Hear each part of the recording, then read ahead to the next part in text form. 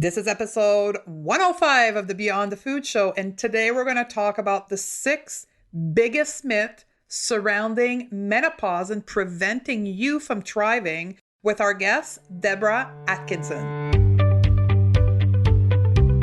My name is Stephanie Dodier. I'm a clinical nutritionist, and at 35, I was trapped with severe anxiety, panic attack, obesity, and my health completely collapsed. I needed solution, and my journey began. Each episode of the Beyond the Food Show, we bring you an expert or a message to help you achieve your health goals, unlock your self-confidence, and live a better life.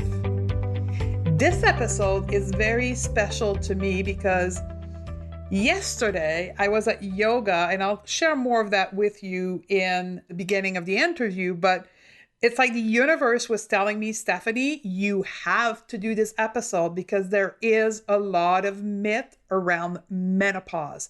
I was listening to about 4 women surrounding me on the floor while waiting for the class to start, and they were all talking about myths surrounding menopause. And I bet you when you get into the show, you'll relate to many of them. And I want to preface this show in saying you do not have to be in menopause to learn from this show. I believe that any women must listen to this show because at some point we are going to get through menopause. And if you've already been through menopause, you could still be a victim to those myths that surround where you are now post-menopause in your life. And I brought on somebody that I interact with in my professional network. Her name is Deborah Atkinson, and her tag name is Flipping 50. Deborah Atkinson is the author of Flipping 50 podcast and the Flipping 50 TV show, and she just released her new book, Hot Not Bothered, and she talks about well over, I think, 90 myths surrounding menopause that are actually busted through science. Deborah has a particular interest in that because she is in her menopause herself, but she's also a master personal trainer, strength and wellness coach with 30 years of experience in the fitness industry, but with a completely different outlook than the traditional fitness expert. You know, I like controversy. So I brought her on to talk about those myths that are actually things that she faces every day with her own audiences and her own clientele. And her approach is absolutely inspirational. So I can't wait for you to listen in. So if you want to get the link to her book, Hot Not Bothered, you can go to the show note at stephaniedodier.com/105 to get the link to her new book. So are you ready to crush menopause? If so, let's do this. Welcome to the show, Deborah Atkinson. Thanks so much for having me. I'm excited to chat with you. I'm excited to have you on because you are an inspiration on social media for people who don't follow you yet, but I know a lot of them will do at the end of the show. You are really motivating and breaking myths when it comes to living a thriving life in menopause. And that's what we're going to talk about today. And the reason I invited Deborah, I've met her face to face. She is what she portrays on social media, which is very different for many people. So I applaud that. And because I hear a lot of you struggling with menopause or perimenopause. And as a matter of fact, it's funny because I was thinking of this episode yesterday and I was at yoga and I was sitting at yoga and meditation before we started. And I was surrounded by women that were clearly in menopause because they were complaining about it. They were saying, well, it's just like, it's genetic. It's my mom. She used to suffer like me. So there's no other choice but for me to suffer. And the other one to say, well, it just comes with age. There's nothing we can do. That's what it is to be old. Is that a myth or a fact that we have to suffer through menopause, Deborah? Oh my gosh, I want to jump through the screen right now. That is such a myth. And yet here's the dual-edged sword answer. If you believe it, you could make that come true. You will manifest it. Yes, that is so true. So here's the real facts. We actually have the ability to reverse aging, reverse the effects of aging in so many ways. So we'll get to that. But in regard to menopause directly, if we go and we do all of our research online, we're going to come up empty handed with any direct correlation between menopause and weight gain. Now, that said, I have to give all of you a nod who might have been saying, wait a minute, I'm going through menopause and I've experienced that. So there are reasons why it's happening, but it's not a mythical, here you go, you're in menopause, so now you should gain weight. It's more related to some of our lifestyle habits. So this is not, by the way, this is not me being condescending or saying it's your own fault. Okay. So I want to make that clear. But we have been misled. We've been given misinformation. And so here it's time to say, okay, I don't know what I don't know. So what should I know in order to get out of maybe a hole that I'm in right now? And the truth is, a couple of things, three to be true. One is longer hours. We know that longer work hours are associated with weight gain. And, a lot of times at midlife, we're in peak of our careers. We're actually doing better. But for a lot of us, that means we're doing it more. We're behind a computer more hours of the day, or now we're taking it home with us, right? We're connected all the time. And that can be a piece of the pie. So that's one. And then there's a trend for women who are in menopause to be less physically active. And we'll get specific about that as far as what that means, because I'm not talking about extreme exercise, anything that hurts or that has to have pain with it. That's not where we're going. That's not what we need. But that trend toward less movement, then if we're honest with ourselves, all right, going through menopause, we may gain some weight. If we look back and we say 5 years ago, 10 years ago, I was actually a more active person, there's a little bit more of a reason to it than just the mysterious, menopause, weight gain. It's not so direct. Mm-hmm. So there's that. And then the last thing is so much less tangible, but I think so much more important. And I alluded to it, right? The manifesting. The way you think and your expectations really do matter. And it's not the mystical, put it out there and the universe will deliver it kind of thing. You have to actually do some of the steps and lifestyle habits to make the change happen, like anything else. But if you believe that that's your destiny, you're much more likely to attract it, and that will become your habit. You will think there's not much hope, so why would I do that? And you may lead yourself down that path. But if you've been going there and you don't like it, you can get out right now. That's awesome. So we've prepared an episode for you ladies that talks about the 5 biggest myths surrounding menopause and how those myths prevent you from thriving. But here's the first question I have for you. From hearing those ladies talk around me yesterday, and that was a message from the universe for me to ask that question, because that seems to be popular. Like, my mom was like this. She suffered through menopause. It's just genetic. Mm-hmm. That's the way it is. Is that true or not? Genetics we can't ignore. So if you didn't choose your parents, well, you've got to deal with that. Mm-hmm. Right? But you know what? When we look at now what we're calling epigenetics, the creation of your environment, we know that that has 80 to 90% impact.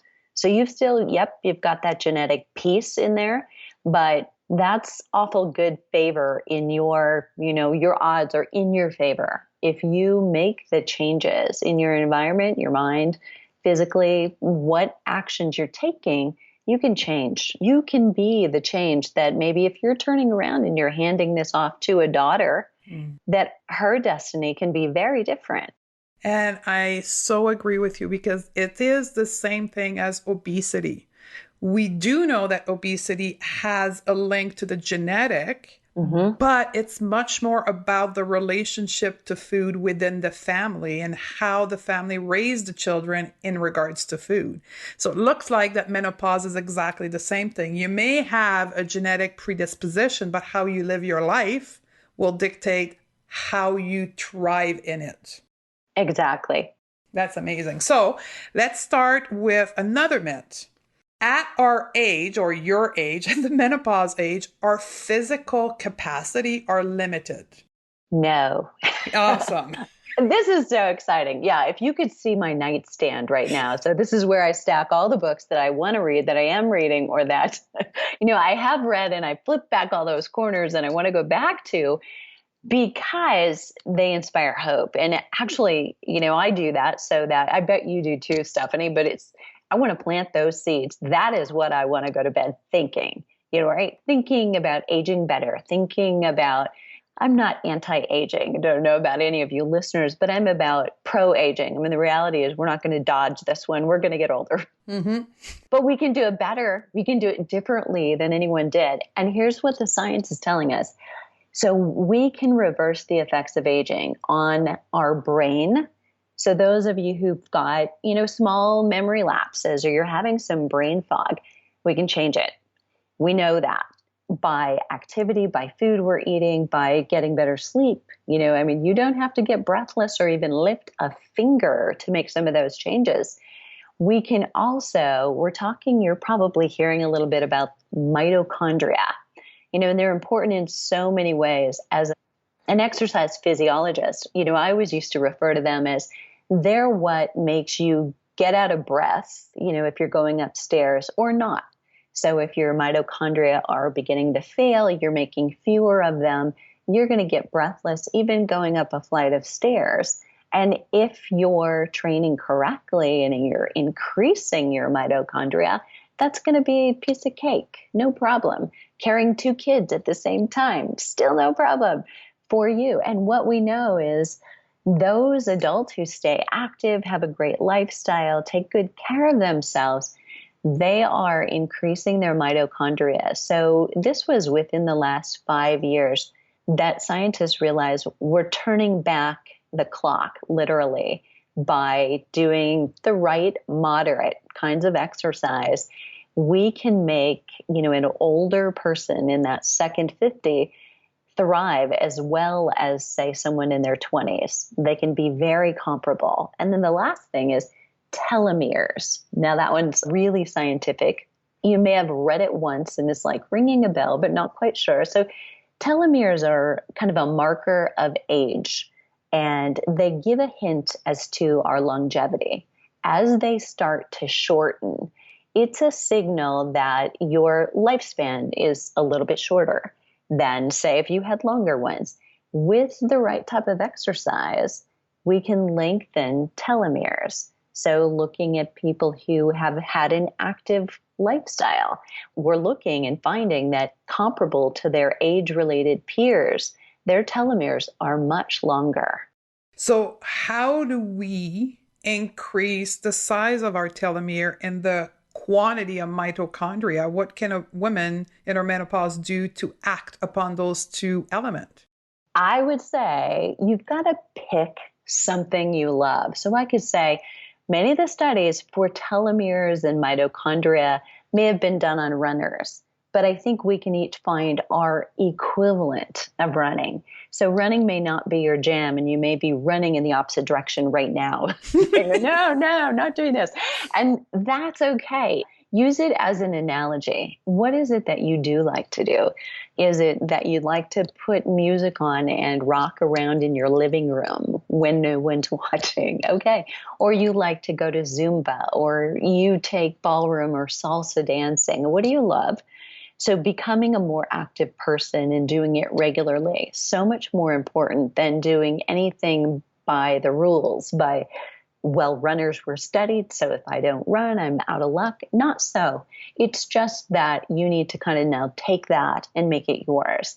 But weight training, and Stephanie, you mentioned yoga. So if yoga is your jam, I am a strong believer that look in your mirror, you have muscles, you have bones, and we need mobility. So I do think we all need some degree of cardio and some strength training and some stretching or range of motion exercise. But you may have a preference to doing one more than another. I know people who will say, yoga is what I do for my exercise. I think you might also need to do some walking or something because as we age, we lose some of the ability to do that and you're going to want to maintain it. But choose the thing you really like. Go for that. Do that more often. And here's if you think, oh no, it's too late for me. It's not too late. And here's an example. Right now, we're doing a lot of research. We're seeing a lot come across for people with Parkinson's disease. Some of them, when they get Parkinson's or are diagnosed, they've really not been exercising in their life. But what we're finding is that doing bicycle riding on the back of, say, a tandem bike, so they were actually not even having to drive the bus, so to speak. They may not be doing a lot of the work, but their legs going around in that pattern is showing a reversal of some of the symptoms of Parkinson's. And Parkinson's patients are also responding positively to boxing. So, if you're someone who's just I've been more inactive, maybe than I think I should, or know that would be good for me, never too late, because a lot of people are diagnosed with Parkinson's in their 60s, 70s, and 80s, younger as well, but that tends to be the majority of them. So never too late, still possible to reverse for sure. That's amazing. So it could be as simple as walking in nature or in your walking trail, but at a speed where you're out of breath. Exactly. And don't forget, daily activities of life. I mean, anybody out there who's cleaning their own house, that counts. And here's how much. All right. So, people are ending that sentence or compliment, you look so great for your age or at your age. They could just leave those three little words off. In my book, we don't need that, right? You could stop right there. But there was a study done on hotel maids, and large study, and they took hotel maids from 7 different hotels, and I believe this was in New York City. So I think on average, a maid's day is that she'll clean about 8 rooms a day. So they looked at the activity level and looked at what they were doing, and they brought all these maids in and said, physical activity is good. You need this, and you need it because of decreasing heart disease and cancer. And, absolutely told all of them they needed it. They had to get it. And then they split them in 2 groups. And one group, that's all they got. The second group, they actually said to them, what you're doing at work every day is enough. It counts. That's physical activity. And in 8 weeks, they brought them all in and they tested them again. And their cholesterol level, blood pressure, body composition, weight in the group that was told what they're doing already counts had improved. The other group did not, but none of them changed anything that they were doing. It was just an awareness that what you're doing counts. So go through your file of what is a day like. You may not think, okay, I'm not going to the gym. You may think, I'm not lifting weights. I'm not going to yoga. And you're thinking about what you're not doing, but think about how many times did you go up and down stairs? How many times did you trek, from the parking lot to work? How many times did you, fill in the blank, and think about really the activity that exists in your life and believe that it counts. That activity is extremely valuable, but the thinking and awareness that it is even more important. That itself is worth the entire episode. Phenomenal inspiration here. So let's keep going. Yeah. At your age, you are mentally limited. True or myth? This is really along the same line. So if you love that last one, you're going to love this one. This is a book on my nightstand too. Do you want to come over? Sure.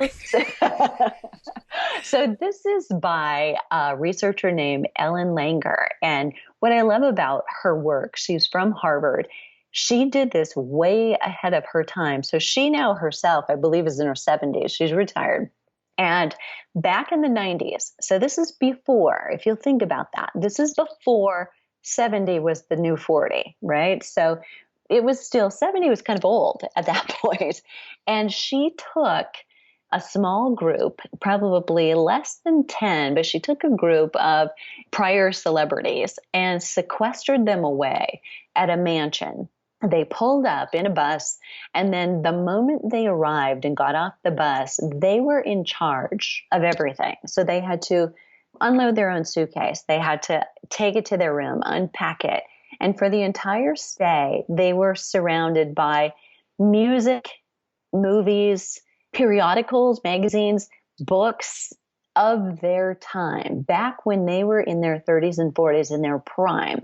And they were asked to refer to these things as if it were now, it were in the day. So they were feeling younger, looking younger, thinking about being more active back then.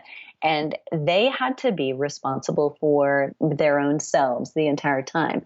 What happened at the end of the study is a panel who was assessing them looked at them, and they looked visibly younger. They had the appearance of fewer wrinkles.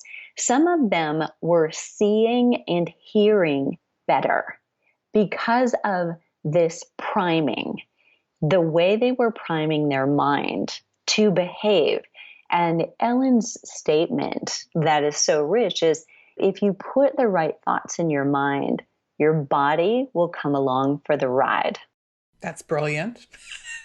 Pretty powerful, right? I mean, both of those studies are very related. One was done from someone at Stanford, the other from Harvard, but close to the same time. And they really illustrate what's the power of your mind and what can you do to your cells based on what you believe. So, imagine right now, if you're listening, how do you see yourself in 5 years? And if you don't like that picture, change it, just erase. How do you want to see yourself in 5 years? How do you want to see yourself in 10 years? What would you love for that to look like? And start keeping that vision and holding it for yourself. That's small activity. And maybe that's something you do. If you're a yogi, you go on your yoga mat before you begin or when you end and think about every move you do. You're breathing in younger, you're breathing out, some of the old ideas. It's phenomenal that studies are starting to be done in finance to demonstrate the power of our mind, because I've been preaching that for years, but to have collaborative study to prove that it is true is phenomenal, because it helps the listeners. It helps the people who were never exposed to this to actually put their commitment, put their effort into trying to do it. And it's free. Yes, totally. Yeah, right. I mean, what else can you say that about? And I want to bring to everybody's attention, I don't know if this is an elephant in the room that you might be thinking, like, why haven't I heard about that before? Part of the reason that study wasn't ever done in a bigger, broader way is it was so expensive to recreate and to sequester those people. So her book, Counterclockwise, if you're curious about it, describes it and her research. So if you want to read a little bit more, there is something out there. Awesome. So here's another myth. Menopause means weight gain and or belly fat. Truth or myth? Myth. Okay. So I think we touched on that one partially, right? So we touched on the fact there's no science showing that connection to weight gain is automatic, but those long hours at work. And here's what happens. Each of these things, we also tend to right now, have you noticed this? We have an affinity to both coffee and wine. All right? Okay. And so people in glass houses cannot throw stones. So I'm not going to bust either one of those too badly. Maybe in moderation, everything. Okay. So we can go there. But if you're already stressed, putting in long hours at work, and maybe you're surviving a little bit more than need be on coffee, and then maybe soothing, okay, shall we say that, with wine at the end of the day, you're kind of using one to get up and one to come back down. Maybe not the ideal, because that adds a little stress. And when we're stressed, we probably don't crave kale and salmon. And insulin and cortisol being the stress hormone, and insulin from Things like coffee can actually spike your blood sugar, whether or not you're adding sugar to it. So, everybody, this has nothing to do with you adding anything. Coffee all by itself can do that. So, that and wine, we know, has some sugar in it. So, looking at the combination of we've got stress, and then maybe some of the things we're doing, add to our insulin, that tends to deposit fat in the belly. So it's some of the things we might be doing, ways of coping or getting by that can do it. And then remember, we've got that reduced activity that not everybody, somebody may be listening and be extremely active and still struggle with it. And that's where we have to look at, are you doing too much activity?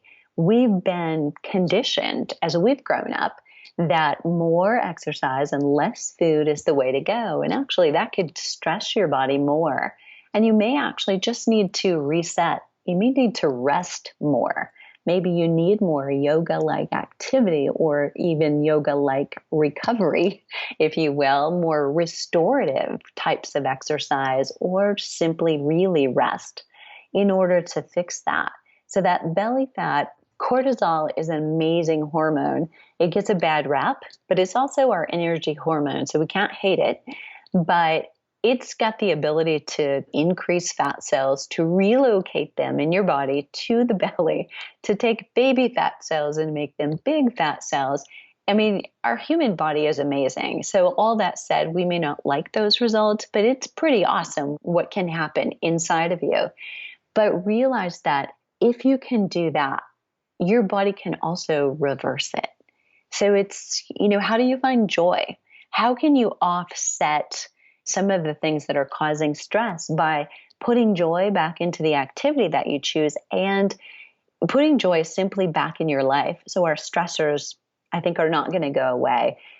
Stephanie, you probably believe this as well. If you have a meaningful life, maybe you love to travel. Well, traveling is not always a party, right? So there's going to be some stress. If you have a family, they're a part of your everyday and your why, but they also make your life a mess, right? And I can say that because I have one. And, pets are the same way. But if you can embrace the joy, peace, then you're going to offset some of the stress. You're not going to make stress go away. Or I love that when doctors tell someone, go decrease your stress. It's like, yeah. How am I going to do that again? Right. Right. That is not helpful. So, look for ways to add small bits of joy and remember, what is it that you love doing? I know for a lot of the women I coach, when I ask them, how do you love to spend, a couple of hours if you have free time? Just for you, or a day? What if you had a weekend? That's one of the hardest questions for women to answer. And so if you can get in touch with that, even though you think right now that's not possible, like maybe you love to travel. Well, maybe you can't right now. Maybe it's finances or jobs or, limits or caregiving. But can you plan the trip? What would it be like if you could plan an itinerary and you could still go there in your head? And that's the important part. And it brings me to a subject here that I want to get your opinion, being that you are in that phase of your life, this whole transition emotionally from being a mother or being a caregiver to going back to a place of your life where you're with yourself again. Because often that's what happened to many women is when they're going through the menopause, it's actually a cutoff from being a mother to being back to be a woman on their own, maybe with their partner as a lover. So there's a transition as well from that perspective. Can that affect our hormones and our cortisol? Oh my gosh. Yeah. You just hit a button, girlfriend. So yeah, my roughest year was the year my son was a freshman in college. And, then I was actually going through some personal kind of, oh my gosh, he's going to get a life. I better get one because he can't be mine anymore.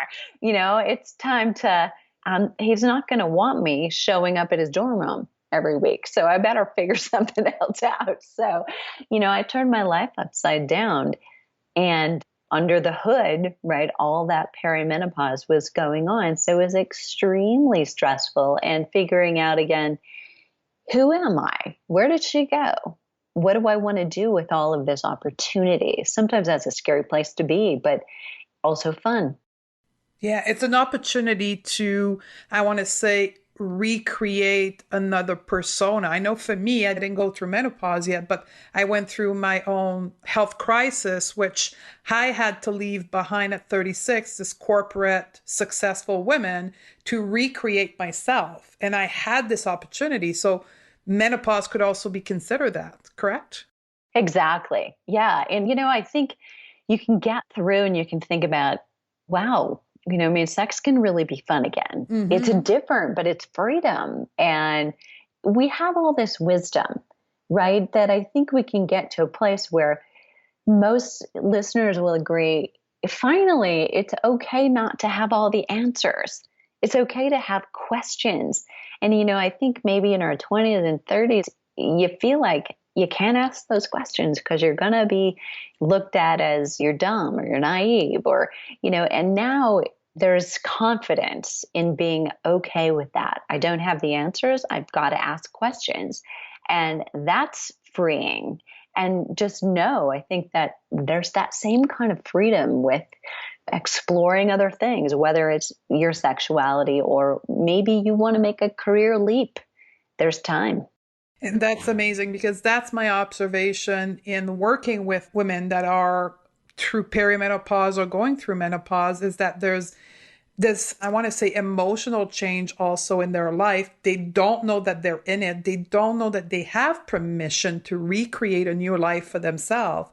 And then they're stressing about it. And then the physiology kicks in and then creates those hormonal symptoms, those weight gain, those hot flashes, which could be avoided if that stress was perceived differently. So I think it's a brilliant answer. Thank you so much for that.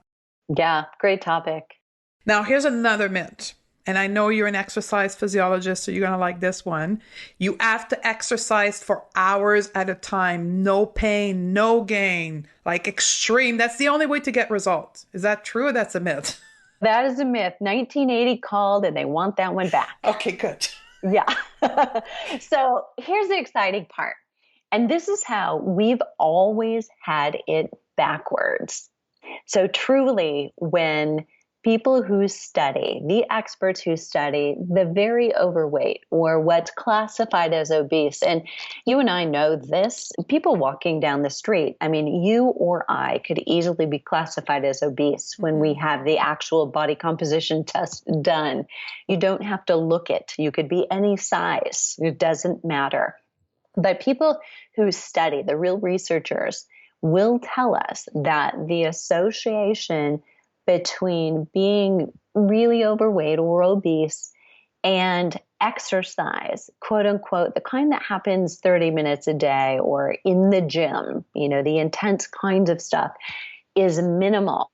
But the link between obese and overweight and prevention of it, to be clear, is much more tied to the amount of NEAT. So that is NEAT, and it stands for non-exercise activity time that we get. So no matter what, if you're diligently decided, I'm going to start exercising and you're going to do boot camp 6 days or 7 days a week for 30 minutes or 60 minutes, and yet the rest of your days, those 23 other hours, you're fairly sedentary, you may not have as good a chance as reaching just your optimal health and your optimal energy as someone who increases the small things that they're doing, walking a little bit more, taking the dog for an extra walk at night, and up and down stairs, cleaning your own house, being more active, say during the middle of a workday when, say, you are tied to a desk and a screen, standing at your desk, getting up and walking the memos down the hall, doing 10 minutes of walking to lunch instead of just sitting at your desk and powering through. Those little bits of activity during the day add up so much more than exercise alone does. It's doable for any of us, even those of us who are extremely busy and can't exercise. You may be just fine not exercising.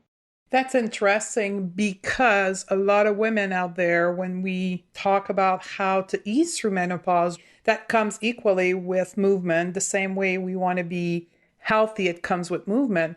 But for many of us, the expectation that we put on ourselves, as far as like no pain, no gain, and have to do it 6 days a week, is what prevents us from even doing 20 minutes a week because we want this perfection. So thank you so much for breaking those myths. Yeah, isn't that it? Perfection really blocks progress. Yes. Yep. We don't even try because we'll say, well, if we can't do the no pain, no gain 6 days a week, might as well not try because it's not worth it. And you just demonstrated the complete opposite. That is so, so true. And just to those gals out there who might be listening who they do like exercise, they enjoy it.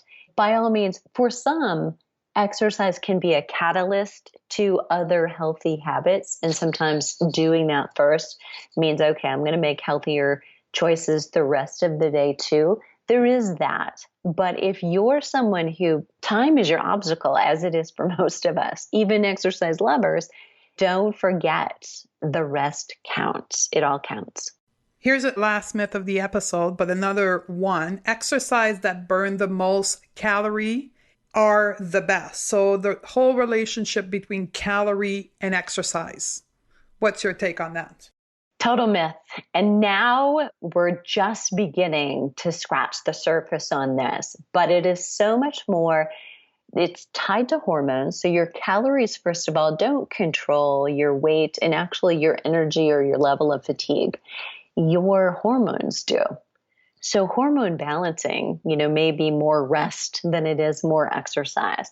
But here's the maybe woo-woo. So you might want to sit down. We talk a lot woo-woo here. We're good. Okay, good. Okay, so vibrational energy. Think about being around somebody who is always a downer. If you're going to see them, it's just going to be draining and you're dreading it. And then on the other hand, turn to the other side. I'm going to save you here. So think about somebody who you always light up when you're around. And after you see them, you feel better. You feel better about yourself. You're so glad you saw them. You're kind of spontaneously smiling. That's a kind of high vibrational energy.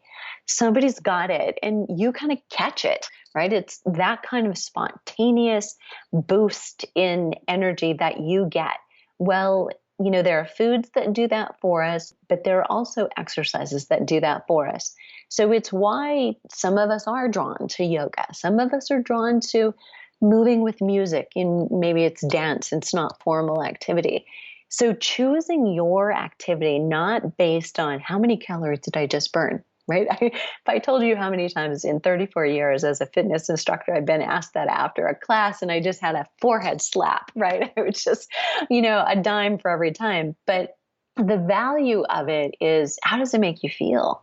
And that intangible kind of magic can make a much bigger difference in decreasing, say, your cortisol level, making you feel better. And that actually can boost your energy and optimize the benefit of exercise, whatever it is that you're seeking to get from it.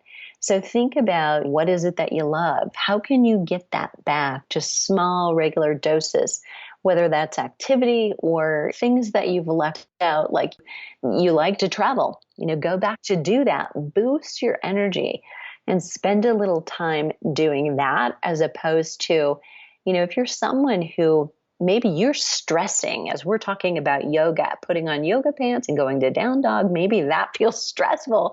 Well, then that's not your relaxation activity, right?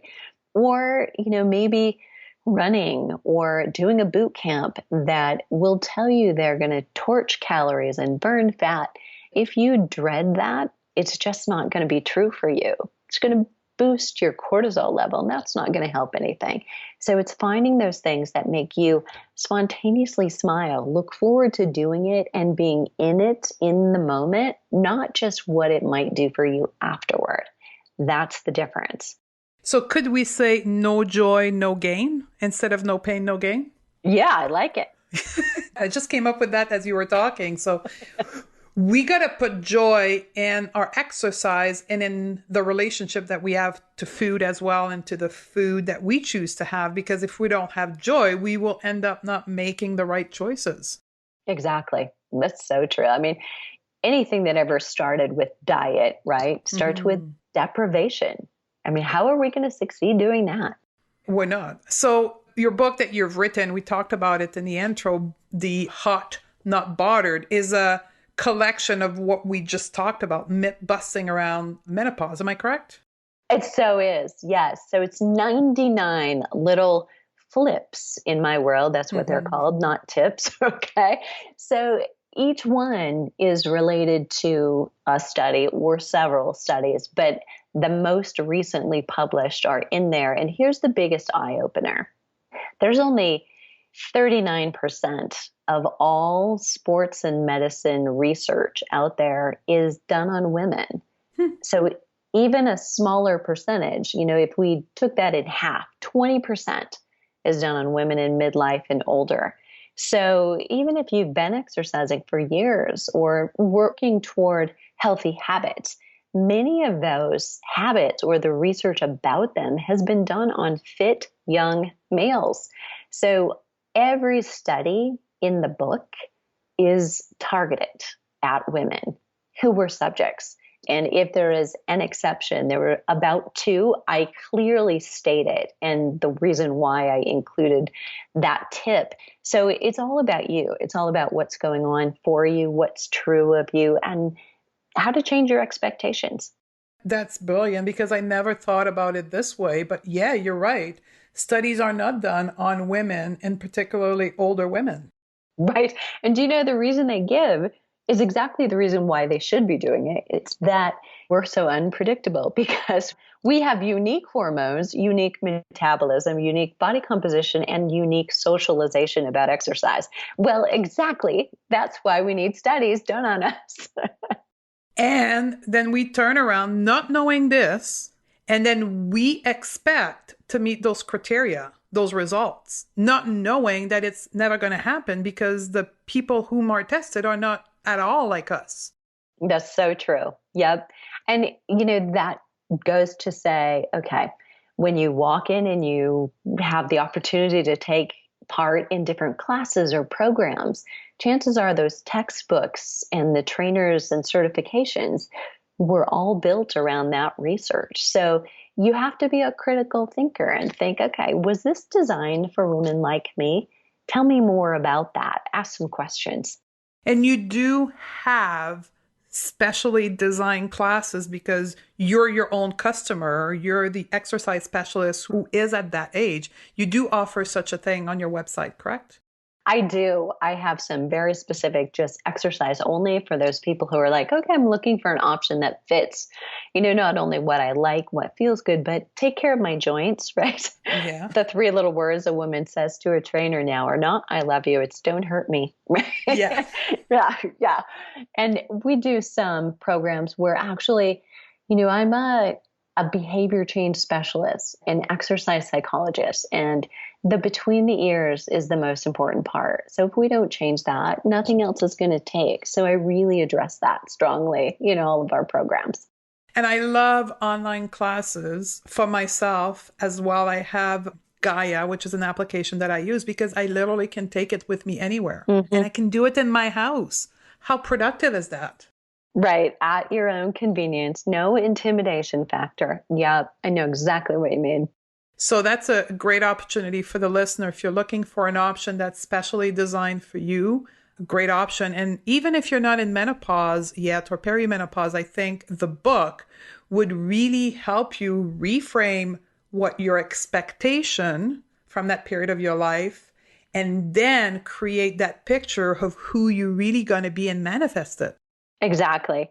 And flipping 50 can be a little tricky for some women to think, okay, what about 60? I get that question so often, and I want to make it clear, whether you're approaching 50, and if you are, I'm jealous because you're going to do it so much better than we're doing it. You're going to have so much more information, right? Or if you're 70, you're clearly on the other side.